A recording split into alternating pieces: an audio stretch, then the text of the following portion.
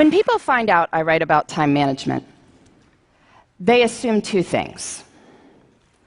One is that I'm always on time, and I'm not. I have 4 small children, and I would like to blame them for my occasional tardiness, but sometimes it's just not their fault. I was once late to my own speech on time management.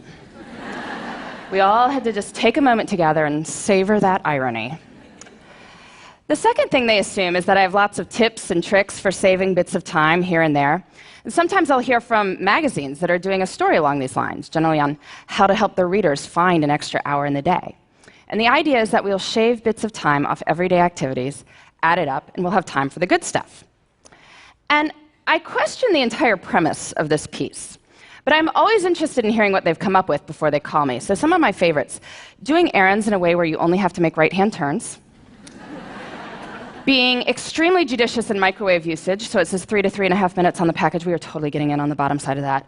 And my personal favorite, which makes sense on some level, is to DVR your favorite shows so you can fast forward through the commercials. And that way you save about 8 minutes every half hour. So in the course of 2 hours of watching TV, you find 32 minutes to exercise. Which is true. You know another way to find 32 minutes to exercise? Don't watch 2 hours of TV a day, right? Anyway, the idea is we'll save bits of time here and there, add it up, we will finally get to everything we want to do. But after studying how successful people spend their time and looking at their schedules hour by hour, I think this idea has it completely backward. We don't build the lives we want by saving time. We build the lives we want, and then time saves itself. Here's what I mean. I recently did a time diary project looking at 1,001 days in the lives of extremely busy women. They had demanding jobs, sometimes their own businesses, kids to care for, maybe parents to care for, community commitments. Busy, busy people. I had them keep track of their time for a week so I could add up how much they worked and slept, and I interviewed them about their strategies for my book. One of the women whose time log I studied, she goes out for a Wednesday night for something.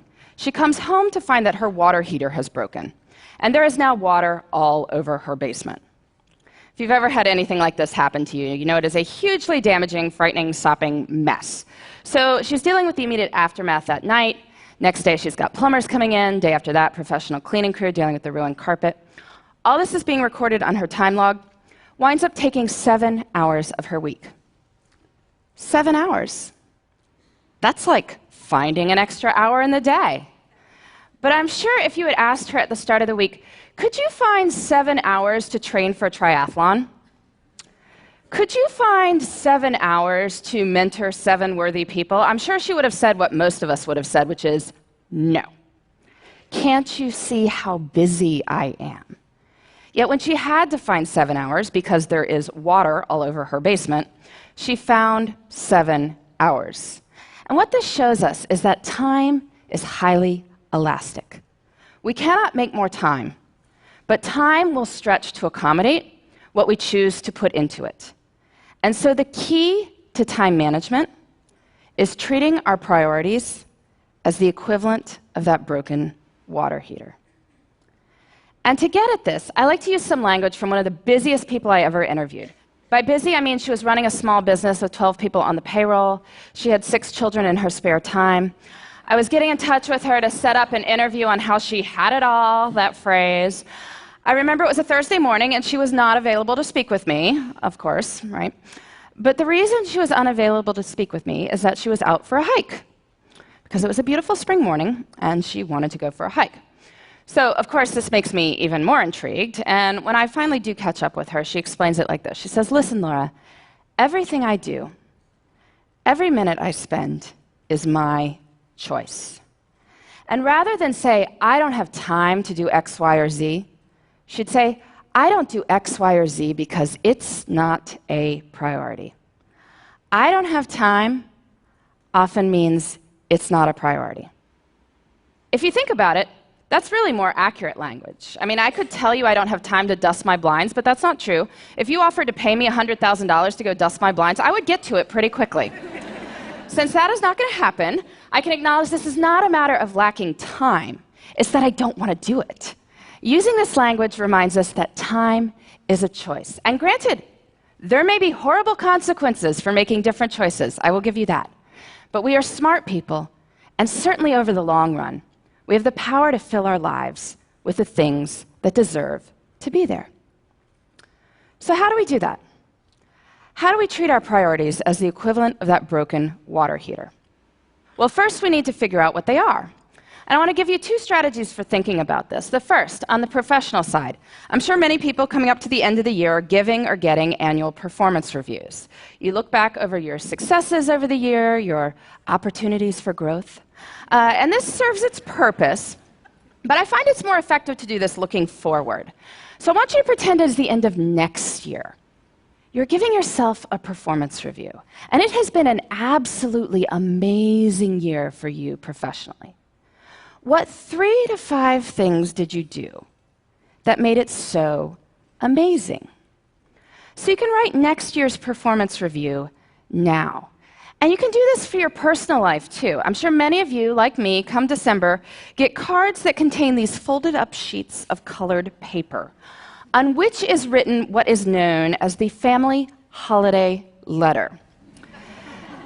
Bit of a wretched genre of literature, really, going on about how amazing everyone in the household is, or even more scintillating, how busy everyone in the household is. But these letters serve a purpose, which is that they tell your friends and family what you did in your personal life that mattered to you over the course of the year. So this year's kind of done, but I want you to pretend it's the end of next year. And it has been an absolutely amazing year for you and the people you care about. What 3 to 5 things did you do that made it so amazing? So you can write next year's family holiday letter now. Don't send it. Please, don't send it. But you can write it. And now between the performance review and the family holiday letter, we have a list of 6 to 10 goals we can work on in the next year. And now we need to break these down into doable steps. So maybe you want to write a family history. Well, first you can read some other family histories, get a sense for the style. And then maybe think about the questions you want to ask your relatives, set up appointments to interview them. Or maybe you want to run a 5K. So you need to find a race and sign up, and figure out a training plan, and dig those shoes out of the back of the closet. And then, this is key, we treat our priorities as the equivalent of that broken water heater by putting them into our schedules first. And we do this by thinking through our weeks before we are in them. I find a really good time to do this is Friday afternoons. Friday afternoon is what an economist might call a low opportunity cost time. Most of us are not sitting there on Friday afternoon saying, I am excited to make progress toward my personal and professional priorities right now. But we are willing to think about what those should be. So take a little bit of time Friday afternoon, make yourself a 3-category priority list: career, relationships, self. Making a 3-category list reminds us that there should be something in all 3 categories. Career we think about, relationships, self, not so much. But anyway, just a short list, 2 to 3 items in each. Then look out over the whole of the next week and see where you can plan them in. Where you plan them in is up to you. And I know this is going to be more complicated for some people than others. I mean, some people's lives are just harder than others. It is not going to be easy to find time to take that poetry class if you are caring for multiple children on your own. I get that. And I don't want to minimize anyone's struggle. But I do think that the numbers I am about to tell you are empowering. There are 168 hours in a week. 24 times 7 is 168 hours. That is a lot of time.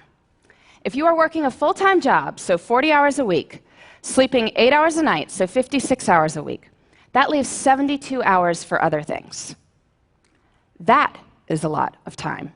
You say you're working 50 hours a week, maybe a main job and a side hustle. Well, that leaves 62 hours for other things. You say you're working 60 hours. Well, that leaves 52 hours for other things. You say you're working more than 60 hours. Well, are you sure? There was once a study comparing people's estimated work weeks with time diaries. Found that people claiming 75-plus-hour work weeks were off by about 25 hours. You can guess in which direction, right? Anyway, in 168 hours a week, I think we can find time for what matters to you. If you want to spend more time with your kids, you want to study more for a test you're taking, you want to exercise for 3 hours and volunteer for 2, you can. And that's even if you're working way more than full-time hours. So we have plenty of time, which is great, because guess what? We don't even need that much time to do amazing things. But when most of us have bits of time, what do? Pull out the phone, right? Start deleting emails, or otherwise we're puttering around the house or watching TV. But small moments can have great power. You can use your bits of time for bits of joy. Maybe it's choosing to read something wonderful on the bus on the way to work. I know when I had a job that required 2 bus rides and a subway ride every morning, I used to go to the library on weekends to get stuff to read. Made the whole experience almost enjoyable. Breaks at work can be used for meditating or praying. If family dinner is out because of your crazy work schedule, maybe family breakfast could be a good substitute. It's about looking at the whole of one's time and seeing where the good stuff can go. I truly believe this. There is time. Even if we are busy, we have time for what matters. And when we focus on what matters, we can build the lives we want in the time we've got. Thank you.